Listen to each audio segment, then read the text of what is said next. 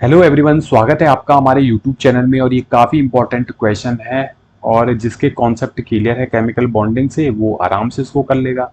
भाई ये क्वेश्चन पूछा गया था नेट दिसंबर 2017 में।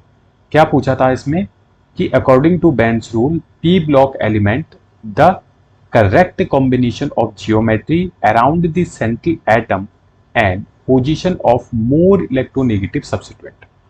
आपको ये बताना है कि बेंड्स रूल के अकॉर्डिंग मोर इलेक्ट्रोनेगेटिव जो सब्स्टिट्यूएंट होगा वो कहाँ पर आता है और उसकी जो जियोमेट्री होती है ना वो क्या होती है। तो सबसे पहले हम बात करते हैं, टीबीपी यहाँ पे दे रखा है। तो टीबीपी की स्ट्रक्चर आपको पता ही होगी, ये होता है ए, दो तो होते हैं बच्चों इसमें एक्सियल बॉन्ड ऐसे, और तीन होते हैं हमारे इक्विटोरियल बॉन्ड। ये जो होते हैं इनको बोलते हैं एक्सियल बॉन्ड और ये होते हैं इक्वेटोरियल बॉन्ड।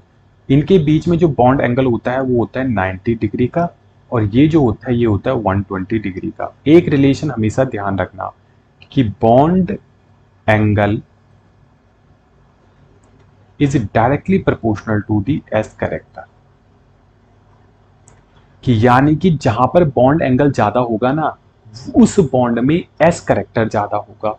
तो हम कह सकते हैं, क्योंकि यहाँ पे बात बेंड्स रूल की आ रही है ना, तो एस करेक्टर की बात तो आएगी आएगी। यानी कि ये जो इक्विटोरियल वाले बॉन्ड है यहाँ पे जो एस कैरेक्टर है वो क्या है, ज्यादा है। क्यों? क्योंकि यहाँ पे बॉन्ड एंगल ज्यादा है, 120 है बॉन्ड एंगल, यहाँ पे 90 है, बॉन्ड एंगल कम है। तो हम कह सकते हैं यहाँ पे जो पी कैरेक्टर है वो क्या है, कम है। दो चीजें हमने देख ली। अब आपको कुछ नहीं करना है, बेंड्स रूल आपको पता ही होगा। देखो बेंड्स रूल क्या कहता है, बेंड्स रूल दो चीजें बोलता है। उससे पहले मैं दो चीजें और आपको सिखा देता हूं। बेंड्स रूल करता है सेंट्रल एटम की बात, ठीक है, और एक बात करता है एस कैरेक्टर की, और एक बात करता है भाई पी कैरेक्टर की। अब आपको पता होना चाहिए कि जो एस करेक्टर होता है ना वो डायरेक्टली प्रोपोर्शनल होता है इलेक्ट्रोनेगेटिविटी के। भाई एस करेक्टर जिसके पास जितना ज्यादा होगा उसकी इलेक्ट्रोनेगेटिव पावर भी उतनी ही ज्यादा होती है। समझ गए? अब एस करेक्टर बोलूं मैं या फिर इलेक्ट्रोनेगेटिव सब्स्टिट्यूएंट बोलूं, बात तो एक ही है। तो अगर किसी के पास सेंट्रल एटम अपना जो एस करेक्टर है ना वो किसको देगा, अगर कोई इलेक्ट्रोनेगेटिव सब्स्टिट्यूएंट है वो यही तो चाहेगा कि मेरे पास इलेक्ट्रोपॉजिटिव सब्स्टिट्यूएंट आए। तो ये जो एस करेक्टर है, सेंट्रल एटम जो एस करेक्टर है वो देता है अपने इलेक्ट्रोपॉजिटिव सब्स्टिट्यूएंट को। ठीक है, स्पेलिंग देख लेना। और पी करेक्टर हम बोल सकते हैं भाई directly proportional to the electropositive.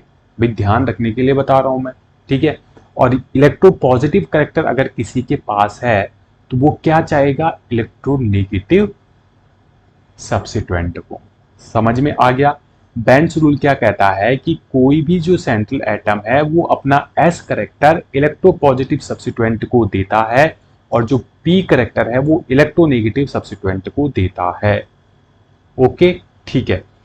अगर मान लेते क्या ए हमारा क्या है, सेंट्रल एटम है, तो सेंट्रल एटम अपना एस करेक्टर किसको देगा, यहां पे है ना एस करेक्टर ज्यादा, एस करेक्टर देगा इलेक्ट्रोपॉजिटिव सब्स्टिट्यूएंट को। तो हम कह सकते हैं कि बी की जगह पर तो क्या आ जाएंगे मेरे इलेक्ट्रोपॉजिटिव सब्स्टिट्यूएंट, और पी करेक्टर किसको देगा, इलेक्ट्रोनेगेटिव सब्स्टिट्यूएंट को। तो यहाँ पे इस बी की जगह क्या आ जाएगा हमारा, इलेक्ट्रोनेगेटिव सब्स्टिट्यूएंट। और ये कहां पर आ रहा है, ये जो पोजीशन है ये कहां पर है, एक्सियल पर है। भाई इसने यही तो पूछा है कि टीबीपी की अगर स्ट्रक्चर होगी तो मोर इलेक्ट्रोनेगेटिव सब्स्टिट्यूएंट कहां पर आएगा, एक्सियल पर ही आएगा। तो ऑप्शन 1 इसका सही हो जाएगा, ऑप्शन 2 इसका गलत होगा, इक्वेटोरियल पर नहीं आएगा।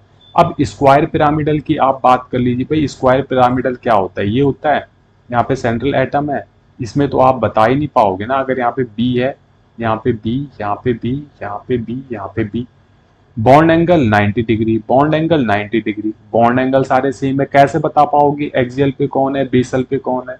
बेसल मतलब ये जो चार है, ठीक है। तो इसमें तो आप बता ही नहीं पाओगे। लेकिन टीबीपी स्ट्रक्चर ऐसी है जहां पे एक्सियल एंड इक्वेटोरियल में बॉन्ड एंगल डिफरेंट होता है, जिससे हम ये पता कर सकते हैं कि किस में एस करेक्टर ज्यादा है और किस में टी करेक्टर ज्यादा है, वही डिफाइन कर दिया हमने, ठीक है। और यहां से आपको आसानी से इसमें कन्फ्यूजन भी नहीं होगा भाई, सेंट्रल एटम है, एस करेक्टर पी करेक्टर लिख लिया। एस करेक्टर डायरेक्टली प्रोपोर्शनल होता है इलेक्ट्रोनेगेटिव के।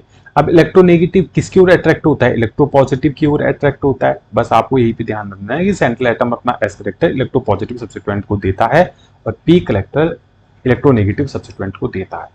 उम्मीद है ये क्वेश्चन आपको समझ में आया होगा, और यदि आपने अभी तक चैनल को सब्सक्राइब नहीं किया है तो देर मत कीजिए, फटाफट से हमारे चैनल को सब्सक्राइब कर दीजिए, अधिक से अधिक उसको शेयर कीजिए।